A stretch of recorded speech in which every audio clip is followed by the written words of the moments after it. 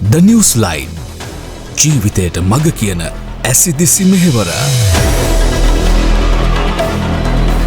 ඔබ කවුරු හරි අහලා තියෙනවද නොරූස් කියන්නේ මොකක්ද කියලා? නොරූස් කියලා කියන්නේ ඉරානයේ වඩාත්ම වැදගත්ම ගරු කටයුතුම නිවාඩු දිනයයි. තවත් විදිහකට කියනවා නම් ඔවුන්ගේ පෞරාණික පර්සියානු සංස්කෘතියට අනුව ඔවුන්ගේ අලුත් අවුරුද්දයි. ඉරානීය විතරක් නෙමෙයි මෙම නිවාඩු දිනය සහ අලුත් අවුරුද්ද සැමරීම පර්සියානු සංස්කෘතියේ බලපෑම තියෙන ඇෆ්ගනිස්තානය, අසර්බයිජානය, මධ්‍යම ආසියාව, මැද පෙරදිග සහ සමහර බෝල්කන් රටවලත් සිදු කෙරෙනවා. මෙම නෝරූස් සැමරීම වසර 3000ක පමණ දීර්ඝ කාලයක් තිස්සේ කරනු ලබන දෙයක් හැටියටයි සැලකනු ලබන්නේ. මේ පුංචි පසුබිම අපි ඔබට විස්තර කළේ මේ හා සම්බන්ධ වැදගත් පුවතක් ඔබට වාර්තා කරන්නයි. ඒ තමයි ඉරානයේ ඔටුන්න හිමි කුමාරයා වන රේසා පහ්ලවි විසින් බ්‍රහස්පතින්දා ජාත්‍යන්තර ප්‍රජාව අමතමින් තමන්ගේ නෝරූස් දින පණිවිඩය හරහා ආందోලනාත්මක ප්‍රකාශයක් නිකුත් කරලා තිබෙනවා. රේසා පහ්ලවි විසින් ජාත්‍යන්තර ප්‍රජාව අමතා මෙම විශේෂ ප්‍රකාශය එම නැත්නම් පණිවිඩය සිදු කරලා තිබෙන්නේ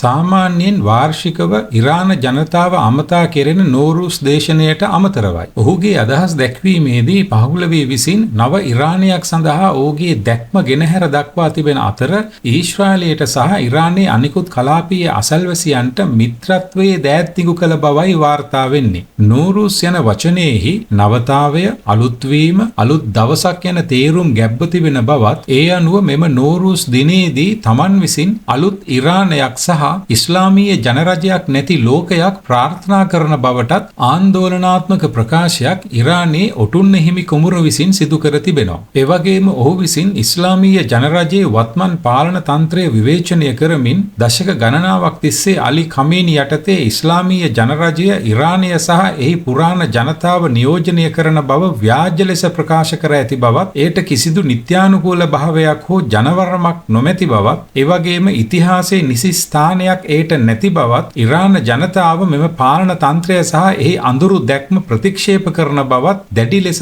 අවධාරණය කරලා තිබෙනවා. එතනින් නොනැවතුණු ඔහු තවදුරටත් තමුන්ගේ කතාවේ මේ විදියට අදහස් දක්වලා තිබෙනවා. ඉරාන ජනතාවගේ සේවකයෙකු ලෙස මම මෙම ඓතිහාසික වෙනසට නායකත්වය දීමට සූදානම් බවත්, තමන්ට පැහැදිලි සහ ක්‍රියාකාරී සැලැස්මක් තිබෙන බවත්, ඒ සාක්ෂාත් කර ගැනීම සඳහා තිබෙන අභියෝගයන් පිළිබඳව තමන්ට අවබෝධයක් තිබෙන බවත්, එක්ව වැඩ කිරීම හරහා අපට ඉස්ලාමීය ජනරජය විසුරුවා හැර දශක ගණනාවක ගෝලීය භීෂණයට තිත තබන්න පුළුවන් බව තමන් විශ්වාස කරන බවත් කියලා තියෙනවා. People's TV අපි විසින් මීට පෙර අවස්ථා ගණනාවකදීම ඉරානයේ මෙම තිත්ත යථාර්ථය අවබෝධ කිරීමට නිරන්තරයෙන්ම උත්සාහයන් වල යෙදලා තිබෙනවා. අපි නිරන්තරයෙන්ම කියපු දෙයක් තමයි ඉරානය වැඩියෙන්ම සතුරුකම් කරන්නේ ලෝකයේ වෙනත් කිසිම රටක මිනිසුන්ට වඩා තමුන්ගේම සෙනගටයි කියන කාරණාව. ඉරානයේ මෙම තික්ත යථාර්ථය පිළිබඳව නිවැරදි කියවීමක් නැතුව දේශපාලනික හේතුන් නිසා හෝ ආගමික උන්මාදය නිසා ඇති වූ අන්ධභාවය නිසා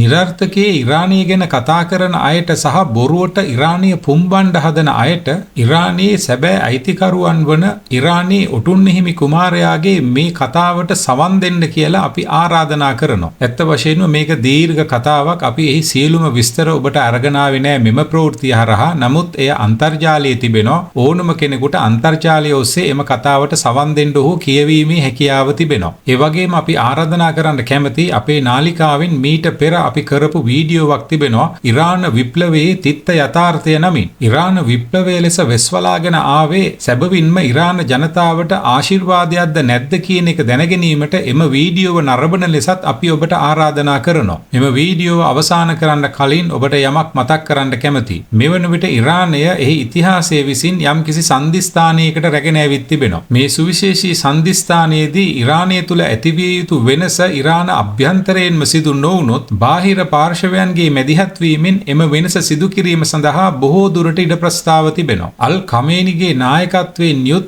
ඉරානයේ මෙම දුෂ්ට අන්තවාදී ප්‍රජාතන්ත්‍රවාදී ඡන්දයෙන් පත්වෙන නායකින්ගේ ආණ්ඩුවට උඩින් ඉන්න ජන පීඩක මිනිමරු ආගමික බලහත්කාරය තියෙන කාන්තාවන්ට නිදහස නැති මූලික මිනිස් අයිතිවාසිකම් වලට ගරු නොකරන අහිංසක ඉරාන ජාතිකයින්ට භුක්ති විඳින්න තියෙන දේශීය සම්පත් ලෝක ත්‍රස්තවාදය වෙනුවෙන් වියදම් කරන අනීතික ඉරාන දිව්‍ය ආණ්ඩුව ඉරානය තවත් ගාසාවක් හෝ යේමනයක් වීමට කලින් විසුරුවා හැරීම සඳහා ඉරාන ජනතාවට සියලු බලය ශක්තිය ලැබේවා කියලා අපි ප්‍රාර්ථනා කරනවා. Subscribe us for more details.